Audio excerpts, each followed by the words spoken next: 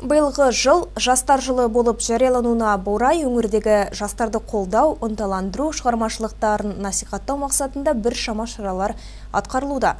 Солардың бірі облыстық Тараз симфониясы өнер фестивалі.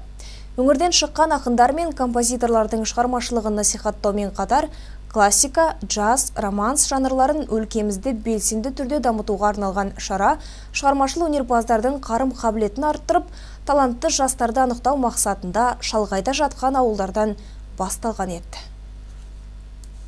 Облыстық Тараз симфониясы өнер фестиваліне іріктеу, яғни бірінші кезең ағымдағы жылдың 2 мен 12 сәуір аралығында өтті. Сол кезең бойынша қатысушылар аспапта орындау және вокал номинацияларында өзара сынға түсті. Келесі айналымға жолдама алғандар аудандық іріктеуден өтті. Онда 200-ге жуық өнерпаз қатысты. Ал үшінші турда 150 үміткер финалдық жолдамаға таласты. Нәтижесінде вокал номинациясынан 31, аспапта орындаудан 8 қатысушы үздік деп танылды. Бұл енді үлкен берері мол дүние екеніне көзіміз жетті.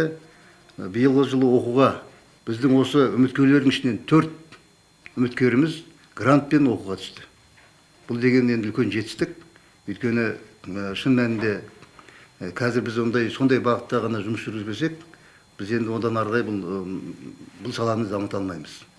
Сондықтан да жаңағы 4 оқушымыз қазір енді жақсы оқу бітіріп келсе, оған жан-жақты қолдау көрсетілетін болады.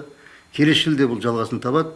Келесі жылда осындай әр жылда бір 4-тен 5-тен біздің осы үміткерлеріміз, бауырларымыз оқуға түсіп жатса, олар енді қайтып өзіміздің өңірге келіп, осы саланы дамытуға үлес қосады ғой деп ойлаймын. Облыстық іріктеуге Қазақстан Республикасының мәдениет қайраткері, қазақ эстрадасының маэстрасы Нұрлан Байкөзов пен X-Band эстрада және джаз оркестрінің жетекшісі Серік Өтегенов қатысты. Маусым айында олармен дайындық жұмыстары жүргізіліп, дауыс ырғағы мен тембріне сәйкес әншілер дуэт, трио, квартет топтарына бөлініп, репертуарлары белгіленген. Сондай-ақ әндерге аранжировкалар дайындалып, дауыстарға бөлініп, ноталары жазылды. Айта кетейік, гала-концерт Баласағын концерт залында ертең сағат 17:00-де өтеді. Ал кеш қонағы қазақ эстрадасының жарық жұлдызы Жұбаныш Жексенұлы.